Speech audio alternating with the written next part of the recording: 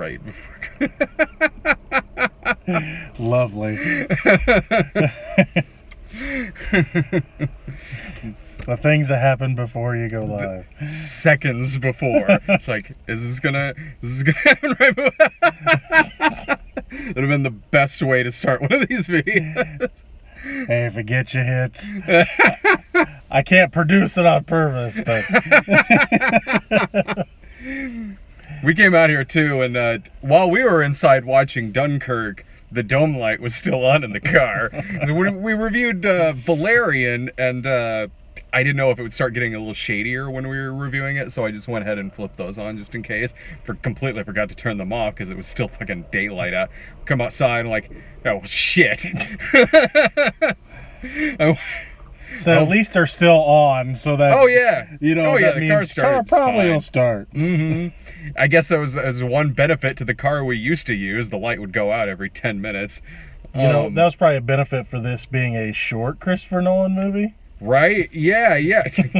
I was worried at first when we came back here and we saw headlights reflected on the field over there. I'm like, that can't be our car, is it? And it was the car next to us. I'm like, okay, it was dumb of me to leave these on, but like, why the fuck did I turn the headlights on earlier?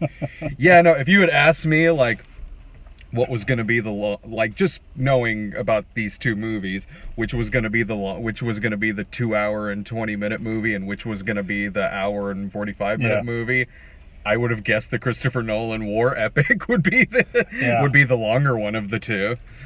No, it's a solid 145. No, it is. It doesn't need to be any longer. It's perfect length. If it puts everything it needs to into that hour and 45 minutes. It doesn't drag, and it doesn't feel like anything has been cut out to shorten not at the all. running time. And you saw this movie before I did. This is your second time seeing it. You were at, when did you go see this? I went and saw it Monday in St. Louis. And I warned him before this movie started. I said, okay, you got to know how this movie works. It's basically telling three different stories. Yeah. You have the guys on the beach, that takes a week. You have the guys coming on the boats, that's a day. And you have the guys in the fighter planes, that takes an hour. When I figured that out halfway through the movie the first time seeing it, I had to start thinking back on the things that happened, and then I started losing what was going on. So if you go to see this, just know that that's the structure, and knowing the structure will help you enjoy this movie more. Did you figure it out when Cillian Murphy showed up? Well, it was dark, and then all of a sudden it was bright. Yeah. And then there was the Cillian Murphy part, and I was like, okay, because I'd kind of already figured it out, but I was like, okay, now I know what's going on. But they do tell you, they put up words. They do at the beginning. They put up words, but you're kind of just like, wait, why is it saying that? And then when you figure out, you're like, oh, okay. I wish I would have known that halfway through the movie. I was trying to... I imagine I would have caught on. I was trying to... I was wondering how long it would have taken me to catch on that that's how this movie was structured. I imagine...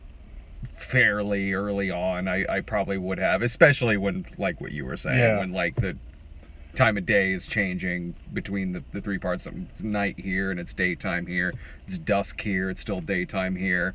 I enjoyed how it was structured like that. Like, it worked really well. Yeah, it's masterfully edited in that regard. Like, it keeps things tense, and even though one thing is happening a week before this other thing, they go together so seamlessly. Yeah. Like, it doesn't feel jarring at all. It doesn't, you do not get any kind of editing whiplash from this film. Not at all. Even at the end, when it's showing a plane landing versus something that's probably happening much later on after this event. And they're edited together beautifully. It's like a war symphony in that regard. Like we were talking a little bit before, because I knew going in that this wasn't going to be a 2.5 hour, 3 hour movie. And when we went in there, we both got a joke like, yeah, it is kind of surprising. It's like an hour and 45-minute movie. And then you having seen the movie, you said something. You kind of laughed and said, "Man, if this were 3 hours, it'd be a depressing 3 hours." Well, that's just it. This movie, the first time I saw it, the whole movie is dread. It's fear. It deals with a lot of different subjects, but for the most part, the entire movie is just fright. Because even it's hopelessness, because even when they give you a glimmer of hope, they take it away real quick. Literally torpedo that shit. It's like okay, let's get this boat moving. Mm-hmm. And then you hear the planes. I love that one of the biggest enemies in this movie is water. Yeah. Fuck. Yeah, just everything this movie does is just incite dread. I mean, the score for the entire movie is just, we're coming to get you. I mean, one of the first things you see in this movie, like the first shot, you see these pamphlets being dropped on some soldiers on a street, and it basically says, "This is us, this is you, and you're effed." And that kind of sets the tone for the entire movie until the end, at least. Things weren't very subtle in wartime. No. Whether it was the little pamphlets or the cartoons we got.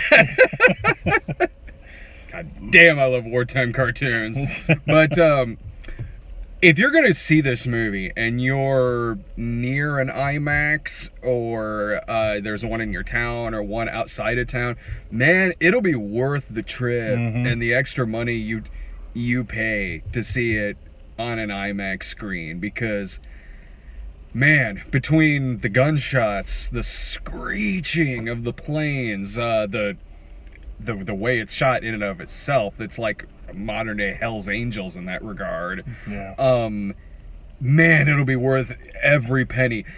It's loud. It's freaking loud. You'll feel like your ears are bleeding. And like a couple times when I was like, man, this is loud, but then I was also kind of like, well, the characters have it much worse than I do. Please. The first time I saw this, it wasn't on IMAX, but it was on a big screen, and I was like, okay, big, loud, good. And then I seen it on this IMAX screen. It's even better. Yeah, I'll bet. Because the whole room is shaking. You're riding in the planes with Tom Hardy. You're sinking in the ships with some of the other characters. You're getting dive bombed on a beach. Yeah. I mean, granted, and this is a violent film, but it's PG-13 violent. You don't expect Saving Private Ryan violence. No, but also it doesn't feel like it's cutting around that. No, you're still watching people get drowned. You're still watching people get hit with bombs. It's still, and you feel it. It's like the whole movie, or at least the majority of the movie, is the entire first scene, at least feeling-wise, of Saving Private Ryan.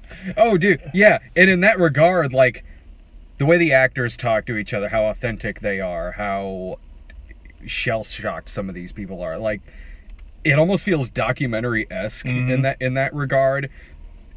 Especially how, again, there are these planes dropping bombs, torpedoes, things exploding, ships sinking, and all that. And again, as all of this is going on in the movie, the entire theater is shaking, like and it was a packed house in there too. Fantastic. It was great. I loved that it was a packed house, and like it's crap. Like it feels like you're watching like this World War II documentary on the biggest screen possible with the loudest sound system possible. Well, just think about this. If you didn't know who maybe 5 actors in this movie are. Yeah. If they had no names in this movie, it definitely would have felt like a documentary. But that being said, you're like, okay, well, that's Tom Hardy. Well, that's Mark Rylance. That's, what's his name? Harry Styles. Yeah, he's in this. Okay. And he's good. Let me address Harry Styles. People are like, oh, this is stupid. Harry Styles in it. He's fine. Yeah. He acts just fine. Yeah. It's not like that Ed Sheeran dude in Game of Thrones the other day. I mean, what the hell was that? Okay, it's not that bad. He's fine. He does a good job. He fits in with all the other characters. So anyone worried about that, don't worry. He's he was in some boy band or something. I don't even know. One Direction. Was it One Direction? I didn't know who he was really. I don't know what band he was in. Crap, you're gonna make me tell you, aren't you? Seriously, I knew he was a singer, and I thought he was in. I don't listen to. He's a lot much of new better. Stuff. He's much better in this than in One Direction. Than in One Direction. This Is Us. I think that's the documentary that that Dave and I. You didn't review that movie? No, I did not. Not one of Morgan Spurlock's best. No, I don't watch Game of Thrones, but I Oh, that part saw sucked. that. Like, was it just badly acted or Well, something? I didn't know who he was either, and then I started reading up about it. Okay. And I was like, that part did feel odd to Okay. me. I mean, I didn't see that, but I saw He just people talking about he it didn't online. he didn't seem to fit that that show. Yeah. And I was like, who is this guy? And then I started reading up on it, and I'm like, oh, that's why he sang. That's weird. So Oh, he sings in it too? he sings some song that's in the books, and I guess it was in a different part of the books. I never read the books, but he sings. It is a song from the books, but a lot of people were just like, he felt out of place, and I did not knowing who he was. He definitely felt out of place. But then I learned who he was. Like, oh, that's that guy. Okay, whatever. It wasn't a very big part anyway. Someone's probably like, spoiler. Oh, it was near the first of the episode, kids. Didn't know they had singing back then. Now, if I told you that Arya stuck her sword through his neck, oh wait, did I spoil it? No, it didn't happen. Ed Sheeran fans, I don't even know what any of that means. Like, no, I mean, there's plenty of people that are known primarily for being a pop singer, like he is, that act just fine in movies, and even if it's from some band that, let's face it, it's not my thing, but it's not made for me either. Yeah. Man, that midnight screenings Dave and I went to for One Direction. This is there were girls passing out in the parking lot, which is funny considering how the screening was dead. It was just like these 10 girls who were reacting as if it was a packed house, but it wasn't. It was them and then me and Dave sitting there watching this. That midnight screening's up on YouTube somewhere, I think. Check that out. It's a fantastic film. It's brilliantly edited, beautifully shot. It is a real film. It really puts you there, where with these characters from beginning to end, and it doesn't let up. And what it does right in that regard too is that I've seen movies before where from beginning to end it's a battle or an action sequence or something like that, and not every time, but sometimes as it goes along it can maybe get a little redundant or tedious. This doesn't do that. It's smart how it's edited. It's structured. It's like a 90s indie movie in that regard, where it's kind of out of order and everything. That was a smart thing to do with this. It worked really well, and I loved this movie. Well, I absolutely loved it. Even near the end, where the editing the situations in the movie, the three stories started coming together. Because you'd see one part, it's like, well, Tom Hardy's character's doing this, and then the next scene he's doing his thing. You don't even get lost there. You can figure out real quick, okay, well, that was a bit ago, and this is now for him. And there's things like that. And you would think that, if this were edited by a lesser director, you might get lost in it. But, Nolan and his team, whoever, I don't know who edited this for him, but they did it damn near perfect. Yeah, and not to mention the fact that everything looks real in this film. Between what is done practically, I don't know how much digital effects work is put in this, however big or small, you can't tell. No. This like you cannot tell at all. This shit looks real. Yeah. It's a very cool film. I love the fact that none of the actors are the main character. I mean, I like that too. You have guys that you follow, and that's who you're following. Each story has guys to follow, but nobody feels more important than anybody else. That makes every soldier feel important, whether they be flying a plane, stuck on a beach, whatever. Everybody feels important, so you are rooting for everybody. And I also like the fact that they never really showed the face of the enemy. No, they didn't. I mean, the only time you see the enemy on the beach once, but you can't make out any faces, and they're in some of the planes. That's about it. Yeah. Everything is focused on the British and the French soldiers. Which also leads into, again, that one of the scariest enemies in this movie is the water. Yeah. Yeah. Maybe it's because you see the water more than you see the enemy in this. Well, but anytime anybody's in the water, yeah, or just near the horrifying. water. I mean, it's in the trailer, the scene where the guy walks into the water because he's lost all hope. I mean, just even that makes you dread that water, because it's like, well, he felt stuck, so he went in the water. And there's fucking, like, when they're hiding out in that one boat, meanwhile, the enemy is outside of it just doing target practice on the boat, and they can't say anything because they don't know that they're in there. Yeah. So they just have to lay there while getting shot at through this boat. Yeah. Damn. And it's the best Tom Hardy movie where he spent a majority of it in a mask. That's why it's easy to recognize Tom Hardy in this movie. And I've seen him do the mask before. And in my review, I'm like, I joked about, it's like, Nolan, how come you keep covering up his mouth? One, I won't call this a gripe. It's just a minor complaint. And this happened with Interstellar and other movies. It was better on the IMAX screen, I will say, because the sound was better. He goes for authenticity when it comes to sound, and how loud it is and everything.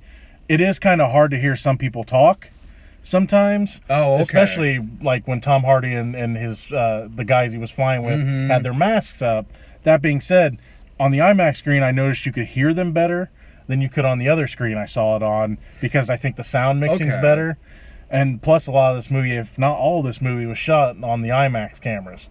So that may have something to do with it too. It could. I'm not sure how much the sound. I didn't have that problem with this at this screening, and I remember hearing people say that. A lot of people say that about Interstellar. I personally didn't have that problem with that, but you're not the first person I've heard say that. It was mainly when they were shooting off into space and they're trying to talk, and all you can hear is the rockets. Well, that happened with the planes and the masks up here. Like I said, on the IMAX screen, I was like, oh, I can hear them a little better. I mean, it's still a little muffled, but I could hear them better. Yeah, so I totally could. That will be another reason why I would recommend seeing this on an IMAX screen, just for the sound quality alone. I had that problem in Dark Knight Rises with a lot of Bane's lines. Well, Nolan didn't want to fix it. I thought he did, technically. He said he did. I think he did a little bit, but I think he met him halfway. Because from the first trailer to the movie, it's like, okay, I can kind of understand him better. Yeah. But it still wasn't as, audible as you should have been able to hear him. What? His dialogue's a little better in this movie. But no, this movie, I would say by far one of his best. Yeah. One of Nolan's best. I mean, I know a lot of people love different ones of his. It's a mixed bag for me with Nolan. I mean, I like a lot of his stuff, and then there's stuff I don't like. And like Interstellar, I couldn't stand. And I loved it. I thought it was a beautiful looking film because Nolan, but I just thought that movie, just the plot holes and everything that movie, it just didn't do it for me. It did it for. I highly recommended that one, and I still really dug that movie. And I understand if people do like that movie, though. And I understand if what you just said, if issues with the plot and things like that. It was no issue that I personally had, but that's just me. But this one, if anything's going to throw anybody off, it might be even though it was done very well, it might be the way it was structured.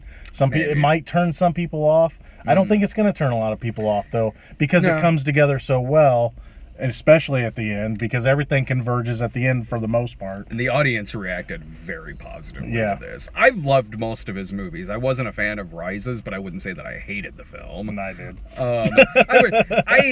I remember being...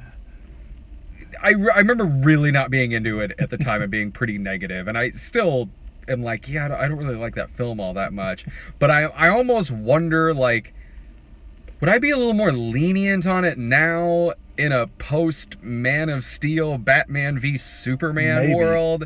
But then I'm also like, well, what's that say about your movie if it's good now because 2 worse movies came after it?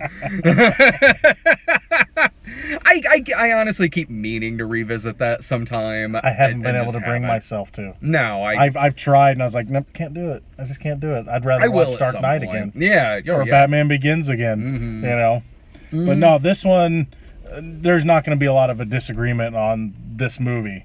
I think most people, especially if they love war movies, are gonna really dig this film. Oh God, yeah, my dad would love this movie. And I've seen it twice, and it was better the second time. Yeah. So see it on an IMAX. Definitely. Do you want to plug your site? I'm Gino Reynolds from The Real Gino. That's REELGENO.